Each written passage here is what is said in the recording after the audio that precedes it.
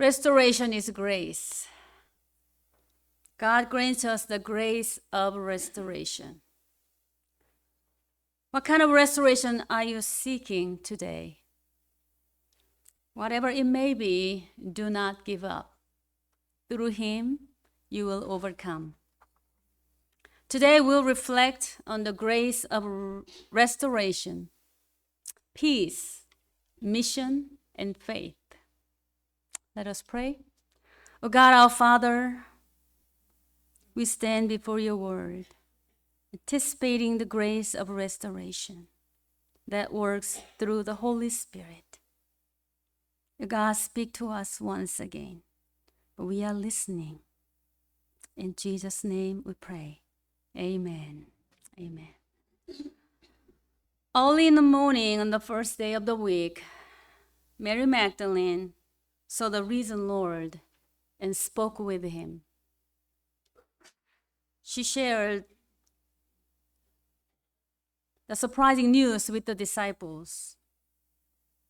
Later that evening, the disciples gathered together. The doors were locked. Why? Because they were afraid. They were filled with fear and uncertainty. They had heard about the resurrection, but they still struggled to believe. Perhaps they feared the Jewish leaders. Perhaps they thought they might be in danger. But when Jesus came, everything changed. Beloved brothers and sisters, what do you fear? What do you worry about? What are you struggling with? When Jesus comes, everything changes. Your situation might not change immediately, but you begin to change. Jesus still touches hearts, the desperate, the broken, and the hopeless.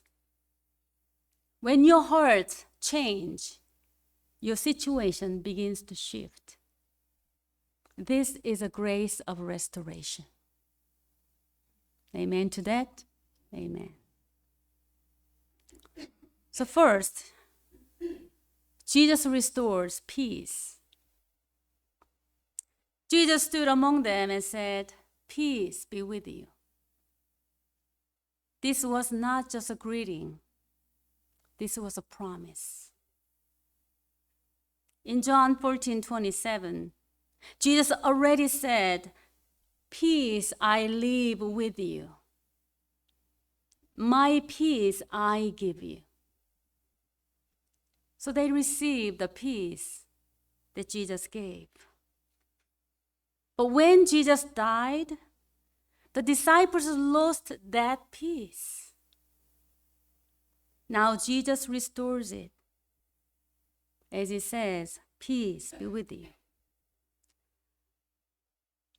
Let me ask you, do you feel that peace is gone from your life? From your heart? Maybe because of hardship? Maybe because of fear? Maybe because of uncertainty? Then ask yourself, was it truly Jesus' peace that you had? If it is His peace, I believe you cannot lose it. It has not left you. It is still there. It is not that peace has left you, but that you have lost sight of it. His peace is a promise secured through the cross. And His promises never fail. Jesus said in Matthew 24, verse 35, "Heaven and earth will pass away, but my words will never pass away." So His word stands forever. Jesus reminds them again, peace be with you. They still struggled to recognize him, so he showed his head, hands, and his side. And then they believed, and they rejoiced. Like the disciples, we sometimes forget his peace. We often wonder, forgetting that his peace is a promise. But Jesus gently reminds us again and again. And he wants us to live in that peace. So do not be deceived. His peace is still with you. Amen? You believe that, amen? Amen. So hold on to it. Fix your eyes on Jesus. Meditate on him. Remember the Aaronic blessing which was given the Israelites and us. May the Lord give you peace. In other words, shalom. Shalom includes wholeness, completeness, well-being, harmony, and restoration. In a biblical sense, shalom means a state where your relationship with God is right. Your heart is at peace, and your life is restored and whole. So when Jesus says, peace be with you, he's not just saying, be calm. He's saying, may you be made whole. May your life be restored. May you live in God's perfect peace. Remember, Christ restores peace. Amen. Amen. And that peace should not remain only within you. It must be shared. Second, Christ restores mission. Jesus said in verse 23, if you forgive anyone's sins, their sins are forgiven. If you do not forgive them, they are not forgiven. This does not mean that we have authority on our own. Only God forgives. Amen. But Jesus entrusted his disciples with the mission to proclaim forgiveness through him. They were given a holy responsibility to lead people to repentance and to the grace of forgiveness. And they fulfilled it, even at great cost. You know, most of the disciples suffered and died for their faith. Peter was crucified, traditionally upside down. Andrew was also crucified. James, the son of Zebedee, was killed by the sword. John is believed to have died in exile. Thomas was killed, traditionally speared in India. Philip, Matthew, Thaddeus, Simon the Zealot, James, son of Alphaeus, and Bartholomew were martyred. They submitted themselves for others to repent and be saved. They remained faithful because they believed in the mission. And now that mission is ours. We are responsible for this generation and the next. Jesus said, you are the salt of the earth and the light of the world. Jesus didn't say that we should try to become the salt or the light. We already are the salt of the earth and the light of the world. Our faith preserves us, and our lives shine. And because of us, people are preserved and illuminated. This means we must plant the seeds. Faith, the gospel, and Jesus' love. Then where should we plant them? Where? Everywhere. In your family, your children, loved ones, friends, neighbors, everywhere.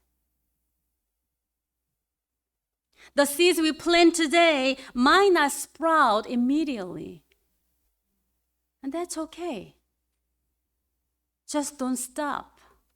It will bear fruit later, even if we don't see it. No problem at all. The truth is, your faith will influence your people, your children. Your obedience will not be forgotten. Yes, to live out this mission, we need a faith. And that leads us to the next point, the restoration of faith. Jesus restores our faith. Thomas could not believe. Even when the others said, "We have seen the Lord," he refused. He said, "Unless I see, I will not believe." Then Jesus came to him. Gently and graciously, Jesus said, "Put your finger here. Stop doubting and believe." And Thomas responded, "My Lord and my God." Then Jesus said, "Blessed are those who have not seen and yet have believed." Honestly, we understand Thomas. If we were there, we might have doubted too. But we are in a different place.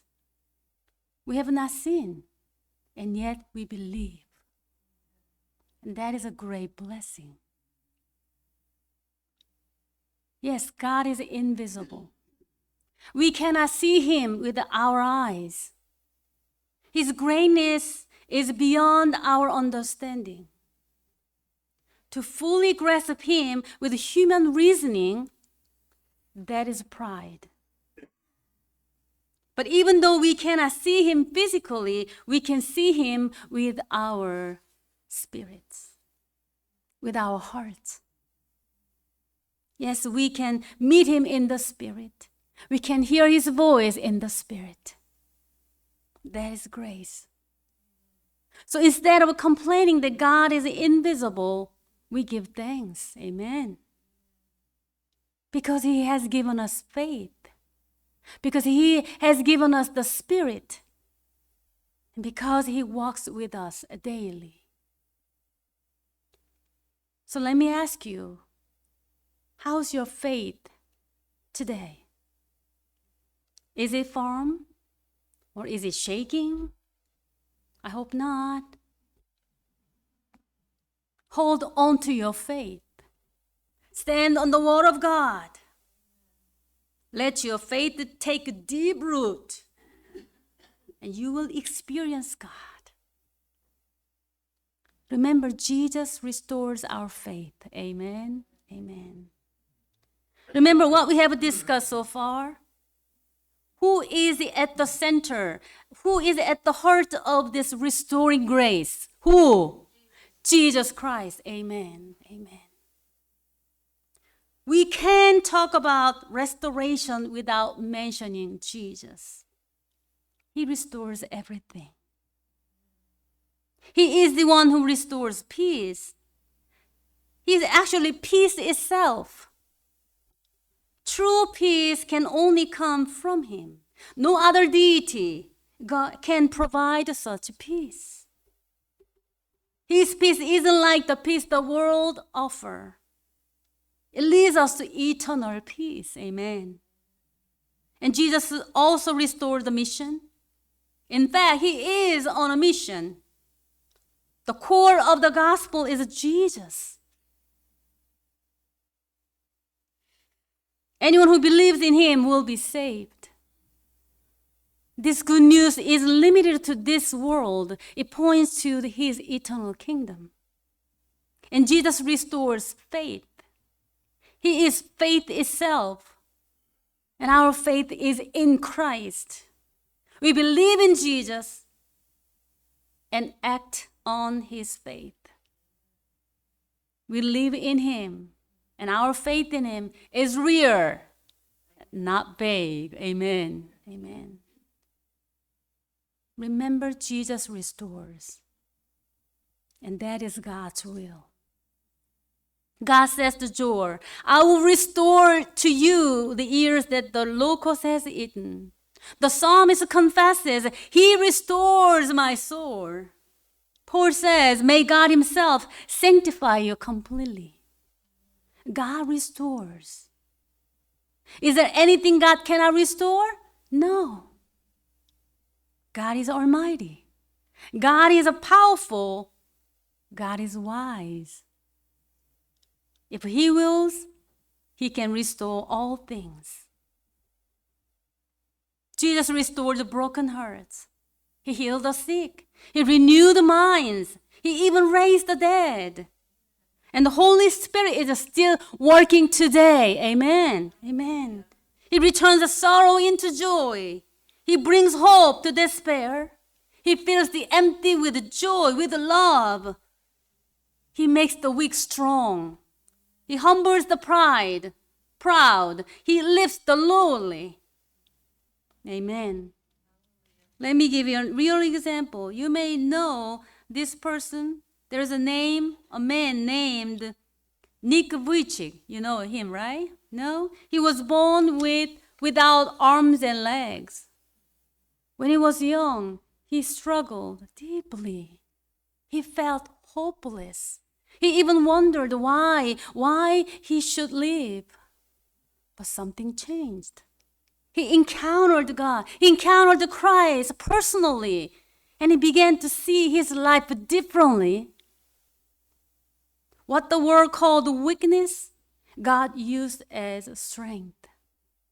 Today he travels all over the world. He shares hope. He encourages people. He leads many to faith. How is that possible? Because God restores. God turned his sorrow into joy. God turned his despair into hope. God filled his life with purpose. So he feels happy even without arms and legs. This is a grace of restoration. Nothing is beyond his power.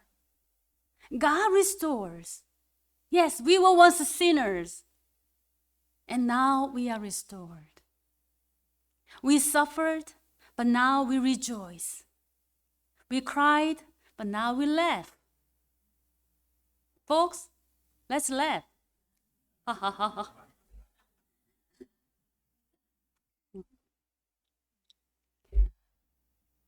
We were in sorrow, but now we are in his peace. Even death is not the end. Through resurrection, we will be restored again. Hallelujah. And one day, all things will be restored. Revelation 21 tells us there will be a new heaven and a new earth. God will wipe away every tear, every pain. There will be no more death, no more mourning, no more pain. Who will see this glory? Those who are saved. Amen.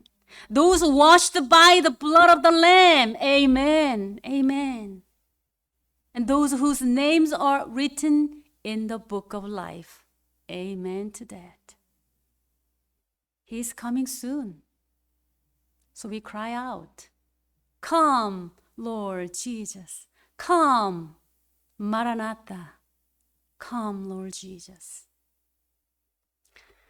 Let me bring this together. Jesus came to fearful disciples and restored their peace. He gave them a mission and restored their purpose. He met a doubting disciple and restored his faith. And through his resurrection, his promise to restore. He promises to restore all things. So today, receive this truth. Your peace can be restored. Your faith can be restored. Your calling can be restored. Your life can be restored. Let's say this together. My peace will be restored. Say it together. My peace will be restored. My faith will be restored. Together. My faith will be restored. My calling will be restored. My life will be restored. So do not stay in fear. Do not remain in doubt. Open your heart. Open your mind. Let the risen Lord stand among you and ask, speak, peace be with you. And when he restores you, go and live it. Walk in peace. Stand in faith. Fulfill your mission. Because the grace of restoration is for you and for me and for all of us. Amen. Amen. Amen. Please stand. We're going to sing together hymn number 310.